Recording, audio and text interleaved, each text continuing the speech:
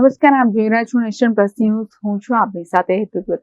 ગીર સોમનાથ જિલ્લામાં 31 ડિસેમ્બર નિમિત્તે કાયદો અને વ્યવસ્થા સુચારુ રહે તે હેતુસર છેલ્લા 15 દિવસથી પ્રોહિબિશન તેમજ ડ્રિંક એન્ડ ડ્રાઈવ વિરુદ્ધ વિશેષ ડ્રાઈવ હાથ ધરવામાં આવી છે. ગીર સોમનાથ જિલ્લો પાડોશી કેન્દ્ર શાસિત પ્રદેશ દીવની સરહદ સાથે જોડાયેલો હોવાથી 31મી ડિસેમ્બરની રાત્રે દારૂની હેરાફેરી અને ડ્રિંક એન્ડ ડ્રાઈવના કિસ્સાઓ વધવાની શક્યતા રહેલી હોય છે.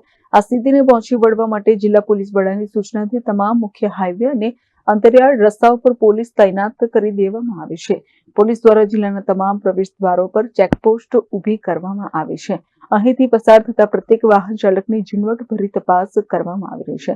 ગીર સોમનાથ જિલ્લા પોલીસ વડા જયદીપસિંહ જાડેજાએ ખાસ વાતચીતમાં જણાવ્યું હતું કે પોલીસની આ સતર્કતાનો મુખ્ય ઉદ્દેશ્ય નાગરિકોની સુરક્ષા સુનિશ્ચિત કરવાનો અને ઉજવણી દરમિયાન થતા અકસ્માતોને રોકવાનો છે. ગીર સોમનાથ જિલ્લામાં 31 ડિસેમ્બર નિમિત્તે કાયદો અને વ્યવસ્થા સુચારુ રહે તે હેતુસર છેલ્લા 15 દિવસથી પ્રોહિબિશન તેમજ ડ્રિંક એન્ડ ડ્રાઈવ વિરુદ્ધ વિશેષ ડ્રાઈવ હાથ ધરવામાં આવી રહી છે. આ વિશેષ ડ્રાઈવ અંતર્ગત જિલ્લામાં પ્રોહિબિશન હેઠળ કુલ 408 કેસો નોંધાયા છે, જ્યારે મોટર વાહન અધિનિયમ કલમ 185 હેઠળ ડ્રિંક એન્ડ ડ્રાઈવના 207 કેસો કરવામાં આવ્યા છે. હાલ પણ આ ખાસ ડ્રાઈવ ચાલુ છે. જિલ્લામાં હાલમાં 2 ચેકપોસ્ટ કાર્યરત રાખવામાં આવી છે. ઉપરાંત તમામ પોલીસ સ્ટેશનોમાં પોલીસ સ્ટેશન વાઇઝ 12 અલગ અલગ વાહન ચેકિંગ પોઈન્ટ કાર્યરત રાખવામાં આવે છે.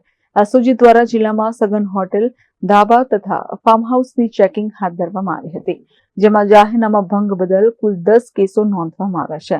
આ ડ્રાઈવ અંતર્ગત એલસીબી અને એસઓજી દ્વારા અલગ અલગ પોલીસ સ્ટેશનોમાં કુલ 22 ટીમો બનાવી સઘન વાહન ચેકિંગ તેમજ પ્રોહિબિશન ધારા ભંગના કેસો કરવામાં આવી રહ્યા છે. તો 31મી રાત્રિના મહેફિલ જમાવતા નશામાં ધૂત બનતા અસામાજિક તત્વોને એસપી જાડેજાની તાકીદ છે કે કાયદામાં રહેશો તો ફાયદામાં રહેશો. ઉજવણીના ઉન્માદમાં જો કોઈ નિર્દોષ સામાન્ય નાગરિકોને હેરાન કરશો તો તમારી ખેર નહીં રહે, તેમ તેમણે જણાવ્યું છે. 31 ને લઈ અને વેરાવળ અને સમગ્ર ગીર સોમનાથ જિલ્લાના યુવાધનમાં ખૂબ ઉત્સાહ છે અને લોકો ખૂબ ઉત્સાહથી ઉજવણી કરવા માંગી રહ્યા છે.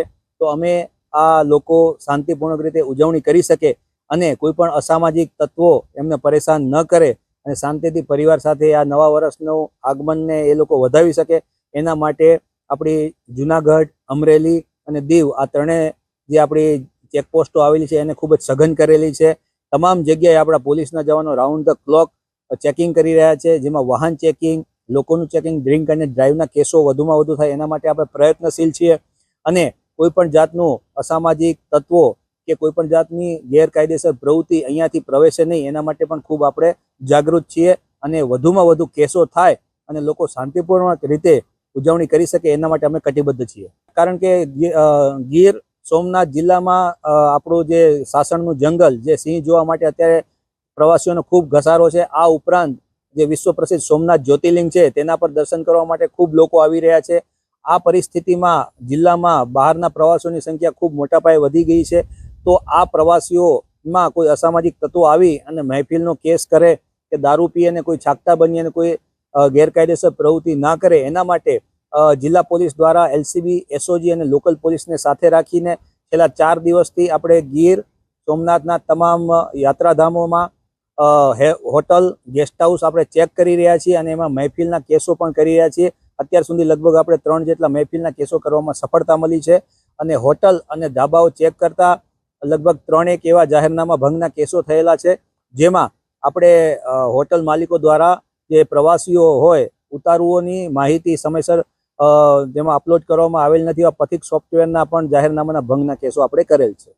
પોલીસ, જિલ્લા પોલીસ તરફથી હું એસપી ગીર સોમનાથ એક કડક સંદેશ આપવા માંગુ છું કે કોઈ પણ પ્રકારની તમારી અસામાજિક પ્રવૃત્તિઓ ચલાવી લેવામાં નહીં આવે.